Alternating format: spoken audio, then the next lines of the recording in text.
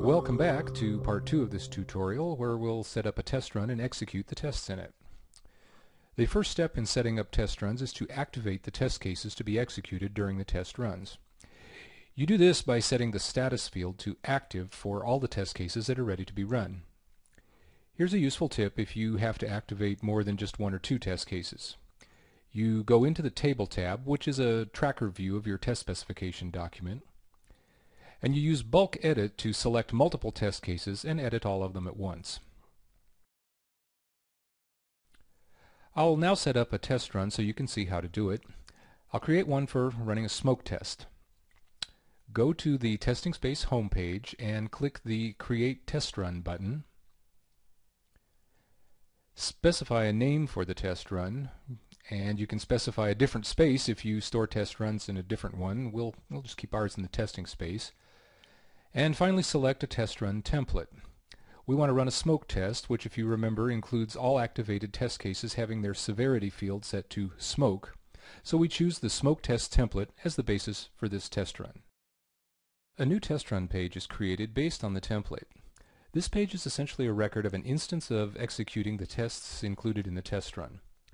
Start with the Not Executed Yet section, which at the moment lists all test cases in the run because none of them have been executed yet.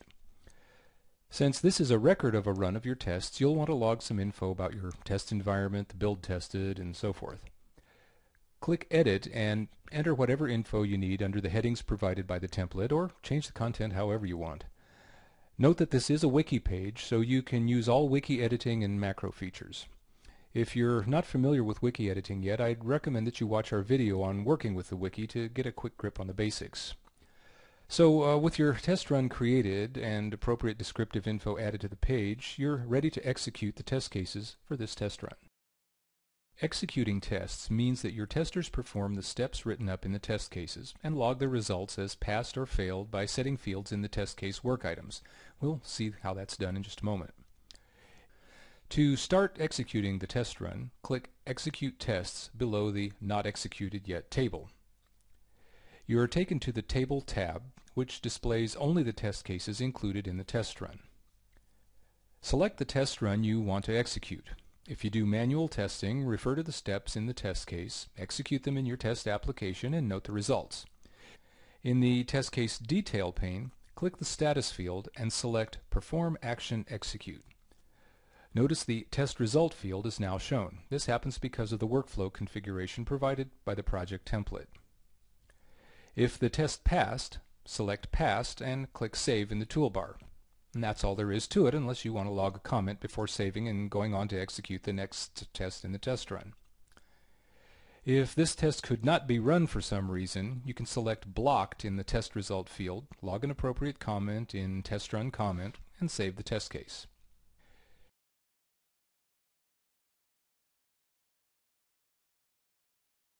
If this test failed when executed, select Failed in the Test Run field and use the Test Run Comment field to log some explanatory information about the failure.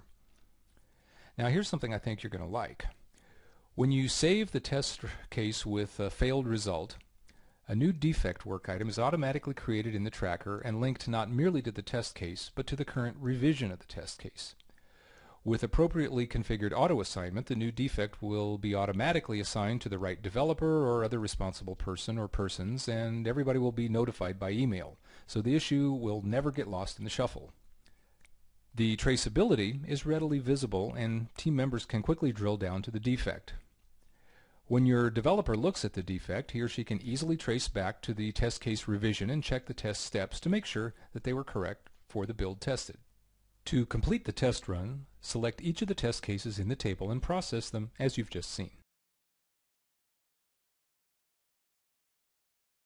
After executing all the test cases in a test run, the results are automatically aggregated on the test run's wiki page, which you can open from navigation. It's easy to view the overall results and understand what tests passed, whether any were blocked, and what tests failed. Whenever it's appropriate, you can rerun failed tests from this test run page. The Execute Test button will retrieve just the failed test cases and show them in the table, where you can execute them again and log the results as we've already seen. The results of all test runs are aggregated and displayed in the Testing Spaces homepage. The info is updated in real time as test cases are executed and the results saved. This is a good place to direct managers and others who want to check the overall status of testing for a project. We hope this two-part tutorial on test case management will help you get started using Polarion effectively for testing in QA. If you have comments or questions, let us know at info@polarion.com.